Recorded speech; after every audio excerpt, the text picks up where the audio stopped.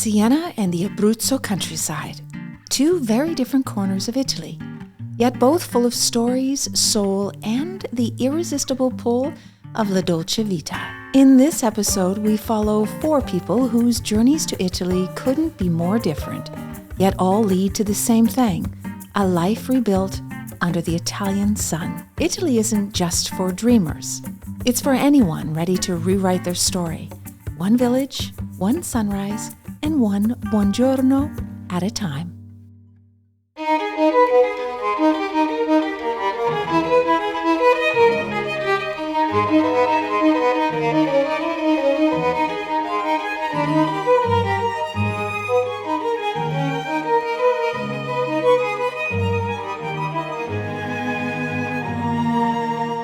My name is Alexandra. I'm from Ukraine. I moved to Italy in 2022 and I opened my studio in 2024 and I can't wait to show it to you. Let's go!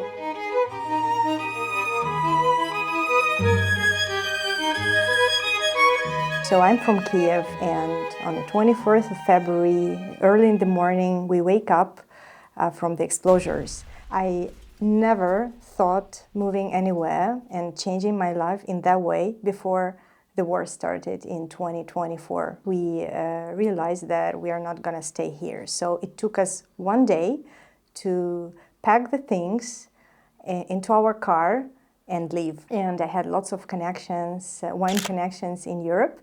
I had friends who wrote me right away, take your kids and come. So I have two sons, and of course the first thing I had to think of my children. So we packed our car and left for Italy. It took us 4 days, 4 long, stressful days to come to Italy from Ukraine. It's not something that you plan. It was hard because I realized that I might never see my father again, I might never see my husband again. So I remember myself packing things at that first day when the war started, and my husband saw me packing my wine diplomas into the bag, and he looked at me and he said, "Why are you taking them with you? Are you going to work there, staying there for such a long time?" I said, "Who knows what wait for us? So I'm taking what I might need for my life there."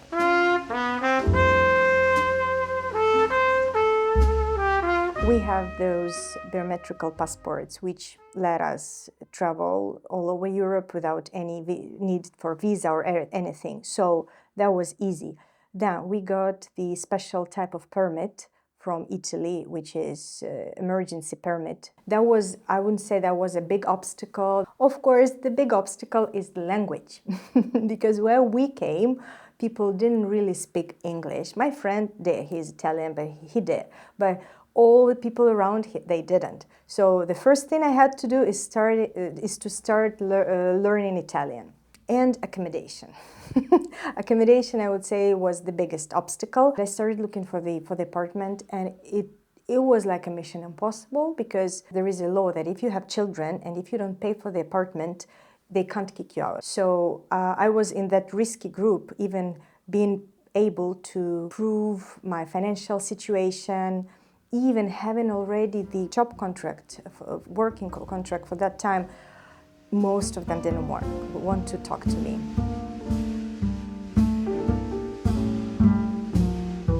So when we first moved to Tuscany, my ex-employer, they found us an apartment in Rada in Chianti, a beautiful town in the heart of Chianti Classico. Yes, we were living there for 3 or 4 months, staying there. Meanwhile, I was looking for the apartment somewhere around, but after some time I realized that that place doesn't fit us. At that point, I realized that Rada in Chianti doesn't work for us anymore, and I started looking for Siena. Siena was the biggest city, the closest to the winery I worked for, and that's how we ended up in Siena. I fell in love with this city so much that we don't want to move from here anymore. First, I found the Italian schools for my children. When I already knew where our apartment will be, it took us maybe like 1 month to wait for this apartment to be free. And by the way, how I found that apartment was another magic, because the owner of the apartment, she didn't want anything from me, any proof, any contract. All this world where everyone was checking you and didn't want to trust you, believe you. She was the one who just opened her door, and it was really, yeah, it was very heartful. But a bit later, I realized that Italian schools is not our cup of tea. So we just moved to the private school, which is an international school.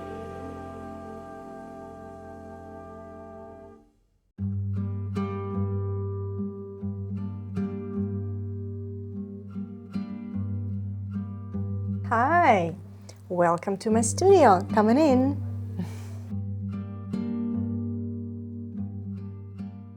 So, this is the studio I opened in 2024 for my sound healing practice. First, I opened it because I wanted to work individually with people. This is why it's so small and cozy.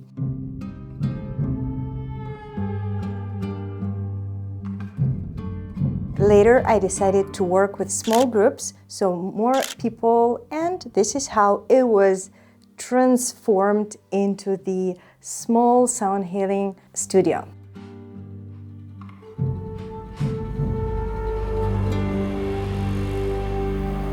Let me show you my singing bowls.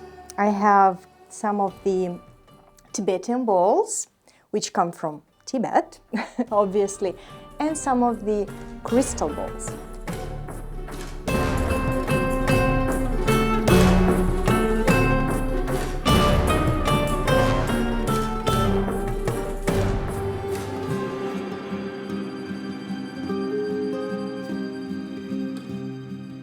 What advice I would give to people who are thinking to move here? Find someone or some company which can advise you on the local specifics, on the law, on the accommodation, on everything, who will help you to integrate. For me, it's absolutely worth it here. It's not always about the numbers. It's very much about the speaking my language. It's very much about frequencies and energy, and of course, environment you find here. And I do feel very comfortable here. Tuscany was always my dream. It's funny, I've never been here as a tourist. I've been all over Italy, Europe, all over, never Tuscany. And I moved to Tuscany right away for living and working. So it was just, it felt like it was meant to be. I feel it's smooth and luxury in some way, energy. It makes you feel special here, really.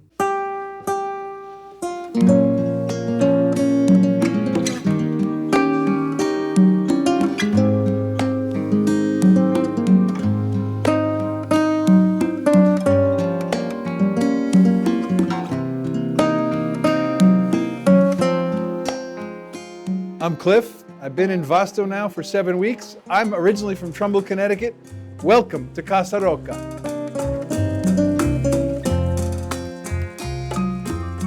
We're on a journey of discovery.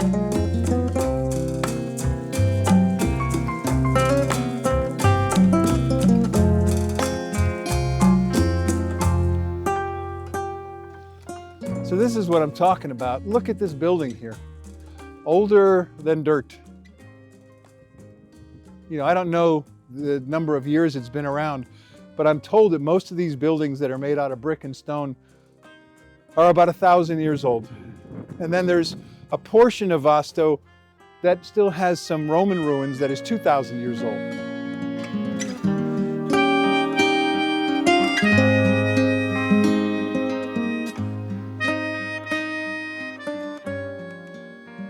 Given that there's chaos in my house and the contractors are there and they're working and they're making all this noise, we are fortunate that we are in Bar Shanghai today, hosted by Rosella, and she's letting us use this space.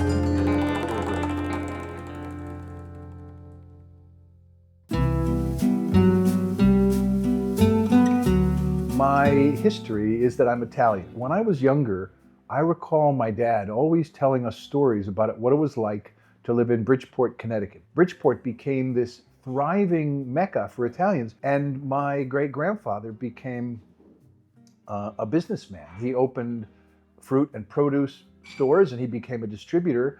And as he did that, he had the wealth to allow other people from Italy to come over. And so he became someone that helped more Italians immigrate to America. Dad told me these stories about being a kid and running between the three houses of the moms, the nonas in the neighborhood. And one day all the kids would eat at this house, and the next day at the next house. And it was just like, you hear that, and I don't know how you cannot be intrigued. I wanted to connect to that. I really wanted to feel that.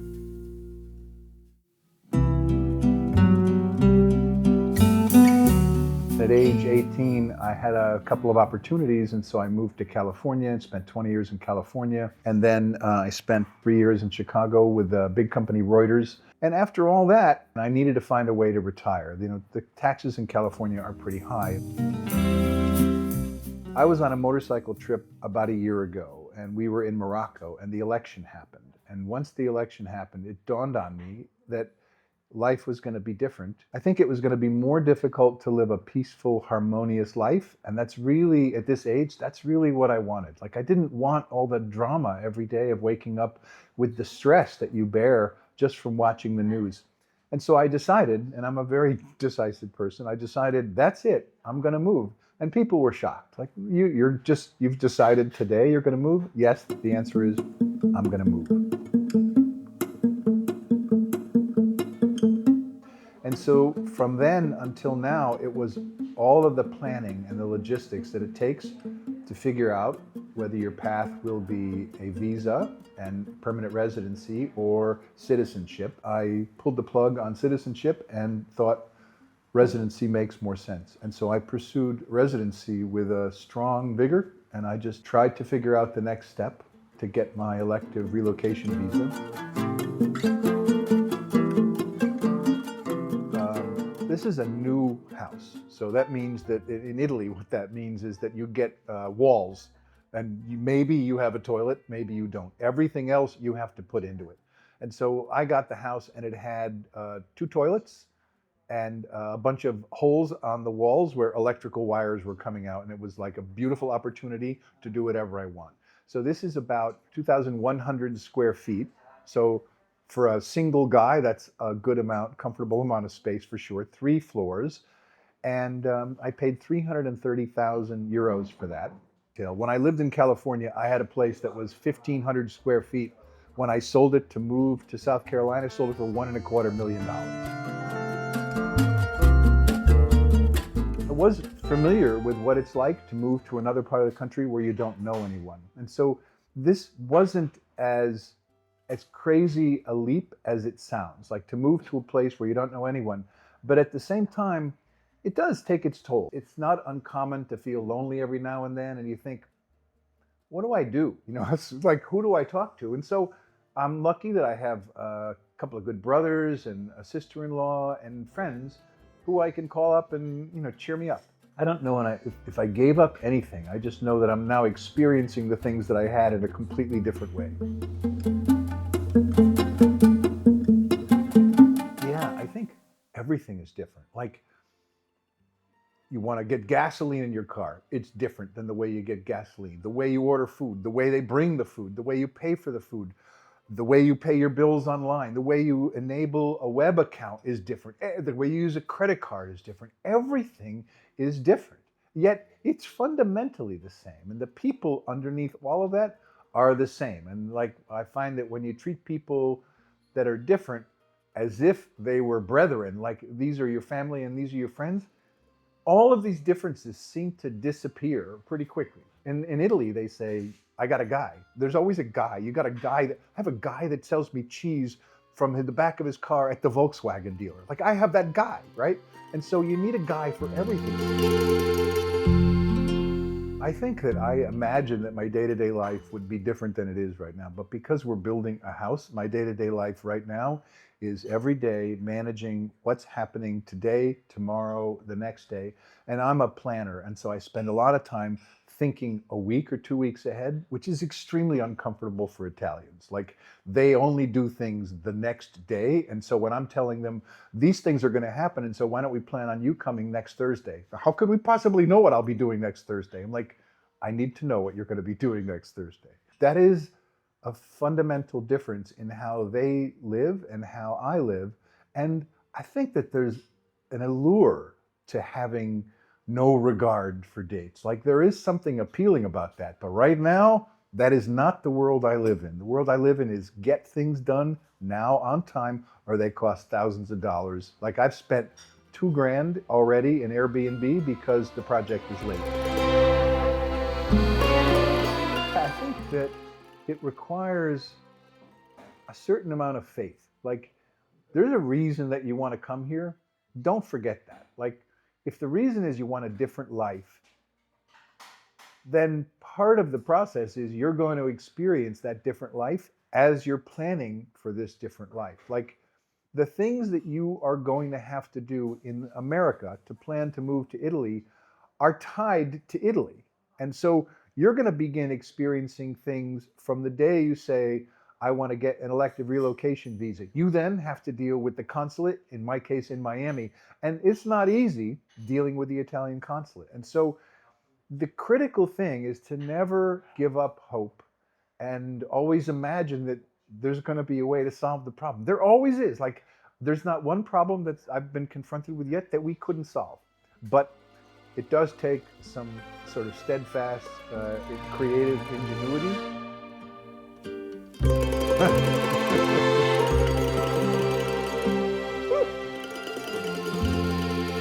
You just have to be open-minded, thoughtful, and creative.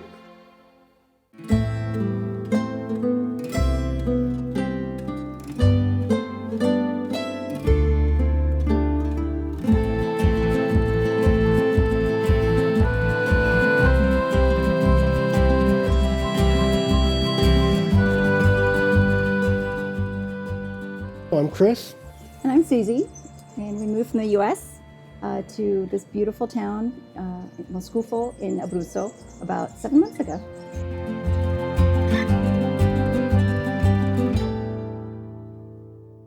So I grew up actually mostly outside the U.S. My dad worked in the U.S. Embassy, so we lived in Latin America all over, and then Washington, D.C. And I grew up in Toledo, Ohio.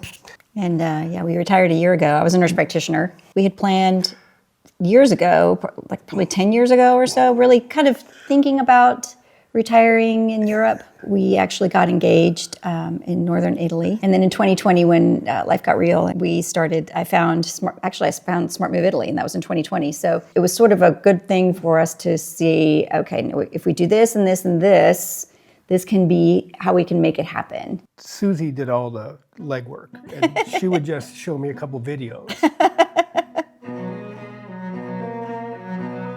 We started thinking, well, okay, what if we retired by this certain year? Can we do that? And also realizing that we were much more able to do that if we moved to Italy, as far as retiring before. Right. Before we would be able to if we still lived in the States. Yeah, so we learned about you pay lower taxes, that 7% scheme.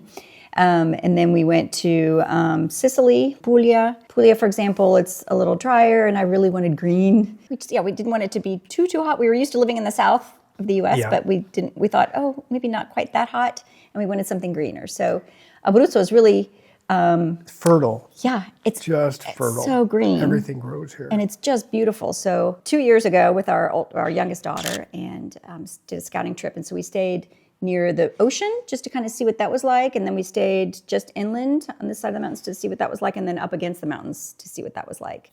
And we settled on this area. But that's when we we were committed. I mean, we spent the 2 months finding a place. Yeah, Abruzzo is just this perfect region, I think, of Italy, where the natural beauty is spectacular. There are the beaches, the mountains are spectacular. We don't have to drive in the snow or deal with the snow, but we get to appreciate how beautiful the snow is. And it's sort of between the north and south, so the people are very welcoming and very warm, clean and organized, and it's just not as chaotic as some places in southern Italy, and better access to some healthcare and things like that. It takes 20 or 25 minutes to get to Pescara. which is the city, Yeah. the coastal city. Yeah, that's That everything you need, everything we need is there.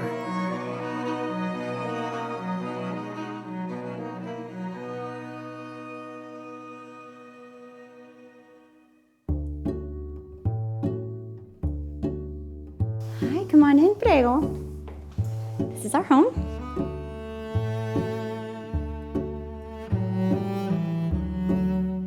This table actually came with the house.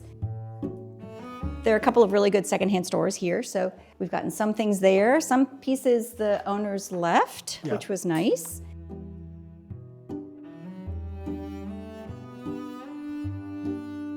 When we came, we had 11 boxes. 11 boxes. This art that's in this room is mostly what we took. And then this is the kitchen that we just finished last week.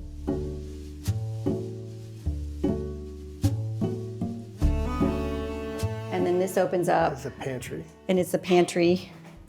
So we've got plenty of storage space, which is kind of hard to come by sometimes in Italy. So yeah, so we like it.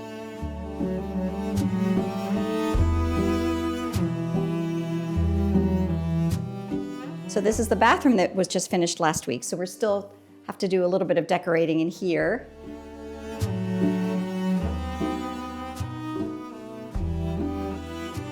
This is our bedroom.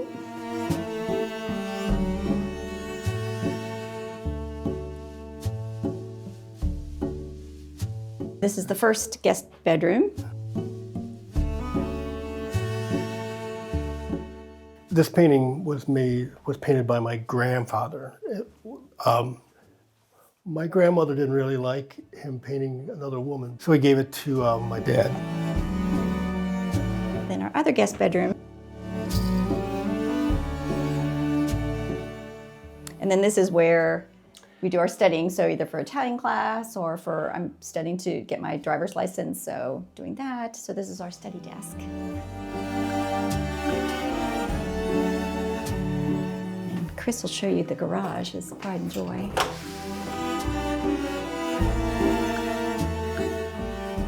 This is where the cat sleeps on our tractor. Just finished rebuilding the motor for the second time because it was leaking.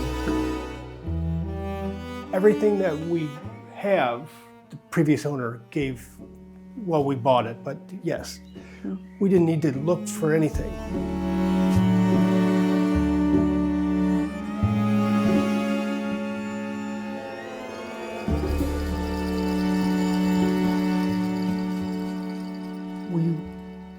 We paid $319, but that was included with the tractor and all the equipment. So Yeah, this house, as far as buying this house, yeah, so it's about 220 square meters or 2,200-ish square feet, comparable. Yeah, so it's the house and then the land that has 110 olive trees.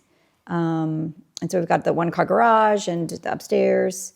But yeah, it was part of the deal, the original offer that he included, all of the tractor and all that equipment, which was really not nothing, and they left, some of the furniture and things. And, if we were going to buy this house in the States, gosh, and like where we lived in Charleston, for example, this house would have been, oh my gosh, no, in Daniel like, Island, that would have been like a million. Yeah.